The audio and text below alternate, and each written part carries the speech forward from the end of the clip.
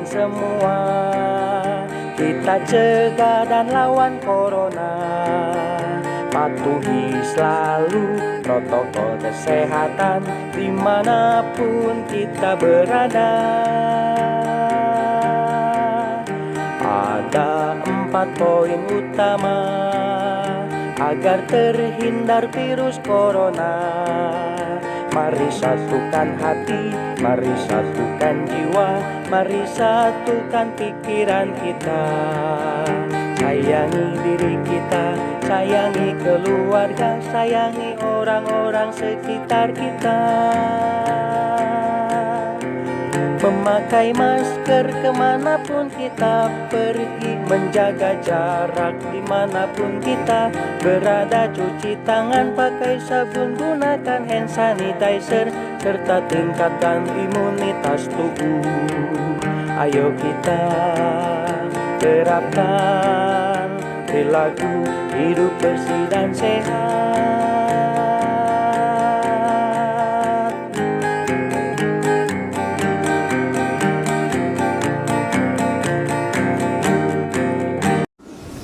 Assalamualaikum warahmatullahi wabarakatuh. Bapak-bapak, ibu-ibu, majelis taklim, kaum muslimin dan muslimat dimanapun berada, kami perlu menyampaikan beberapa hal terkait dengan surat edaran Menteri Agama Republik Indonesia dalam rangka penyelenggaraan Hari Raya Idul Adha tahun 2021 dan juga pelaksanaan kurban atau potong hewan di Hari Idul Adha di masa pandemi ini. Tentu kita perlu menyadari bahwa COVID masih mendera negeri kita ini. Oleh karena itu, dalam penyelenggaraan Idul Adha dan juga pelaksanaan pemotongan hewan kurban di masa pandemi ini, perlu kita menjaga aturan-aturan yang telah ditetapkan oleh pemerintah. Dalam hal ini adalah Menteri Agama Republik Indonesia yang juga terkait dengan persoalan kesehatan atau Kementerian Kesehatan Republik Indonesia. Kami selaku penyuluh agama non-PNS Kecamatan Nrekang, Kabupaten Nrekang, perlu mensolusikan surat edaran Kementerian Agama Republik Indonesia karena ini merupakan hal yang penting untuk kita lakukan secara seksama agar kita semua bisa mencegah virus COVID-19 atau varian virus yang sedang melonjak saat ini. Dan ini merupakan kewajiban kita semua dalam rangka untuk menjaga ketertiban dan juga untuk menjaga kemaslahatan bersama.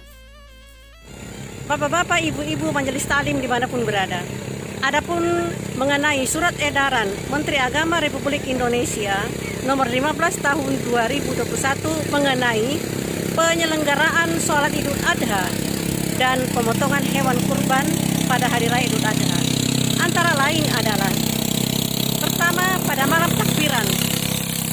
Pada malam takbiran, pada dasarnya diperbolehkan di masjid-masjid atau di musola-musola dengan ketentuan hanya 10% dari kapasitas masjid atau musola yang ada, dengan memperhatikan protokol kesehatan secara ketat, yakni menjaga jarak, memakai masker, mencuci tangan, dan juga menghindari kerumunan. Kemudian, takbiran keliling tidak dibenarkan karena untuk menghindari yang namanya kerumunan. Selanjutnya adalah pada malam takbiran diperbolehkan untuk diadakan secara virtual jika fasilitas masjid memungkinkan untuk sarana telekomunikasi.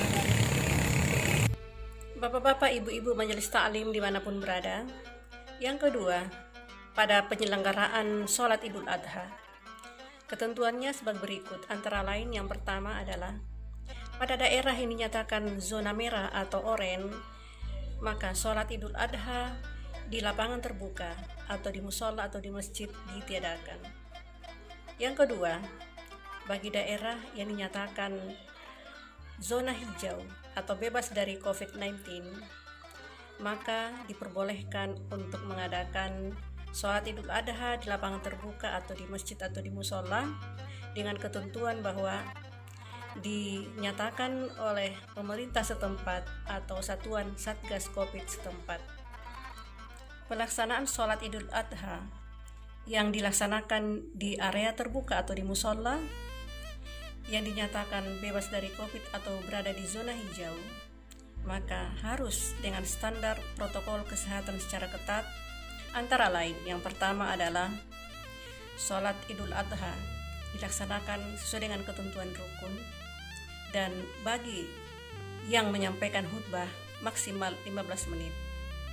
Yang kedua adalah jamaah yang hadir maksimal 50% dari kapasitas tempat atau masjid atau musola yang ada. Yang ketiga, panitia diharapkan untuk mengadakan pengecek suhu badan agar dapat diketahui kondisi kesehatan jamaah yang hadir. Yang selanjutnya adalah bagi lansia atau yang sedang kurang fit atau yang baru datang dari perjalanan, tidak diperbolehkan menghadiri sholat jamaah sholat Idul Adha. Selanjutnya, bahwa setiap jamaah yang hadir sholat Idul Adha diharuskan memakai masker dan menjaga jarak. Kemudian selanjutnya adalah dengan membawa perlengkapan alat sholat masing-masing. Selanjutnya adalah bagi khatib harusnya menggunakan masker pada saat menyampaikan khutbah Idul Adha. Selanjutnya, setiap yang hadir sholat Idul Adha ketika usai, maka segera kembali ke rumah masing-masing. Bapak-bapak, ibu-ibu majelis taklim yang kami hormati dimanapun berada, selanjutnya ketentuan tentang pelaksanaan kurban, yaitu pemotongan hewan. Kami menyampaikan beberapa hal yang singkat-singkat saja, antara lain adalah yang pertama, pelaksanaan pemotongan hewan hanya dapat dilaksanakan pada hari ke-11, 12, dan 13 hari Idul Adha atau hari tasyrik demi untuk menghindari kerumunan massa. Yang kedua, bahwa pemotongan hewan kurban hanya dapat dilakukan di rumah pemotongan hewan. Selanjutnya adalah dalam hal pelaksanaan pemotongan hewan hanya dilaksanakan oleh panitia, kemudian disaksikan oleh yang berkorban. Keempat atau selanjutnya adalah bagi yang berhak mendapatkan hewan kurban, maka yang boleh mendistribusikan hanya oleh panitia. Bapak-bapak, ibu-ibu majelis taklim yang kami muliakan, selanjutnya adalah kegiatan penyembelihan, pemotongan, pencacahan daging. Bagi panitia hendaknya memperhatikan protokol kesehatan secara ketat apabila ingin mendistribusikan hal ini kepada yang wajib atau yang berhak menerimanya. Kemudian, bagi panitia yang hendak melaksanakan sholat Idul Adha, hendaknya berkoordinasi dengan pemerintah setempat atau satuan satgas setempat pada keamanan dan instansi-instansi terkait agar dapat mengetahui status zonasi di daerah tersebut. Kemudian, surat edaran ini oleh Kemenak Republik Indonesia, dengan adanya ketentuan ini, maka dikondisikan dengan daerah setempat. Demikian dari saya, atas nama Nur Syamsi El Zakaria Sima, sosialisasi tentang surat edaran Kementerian Agama Republik Indonesia nomor 15 tahun 2021. Saya Pai Non PNS Kecamatan Enrekang, Kabupaten Enrekang. Wassalamualaikum warahmatullahi wabarakatuh.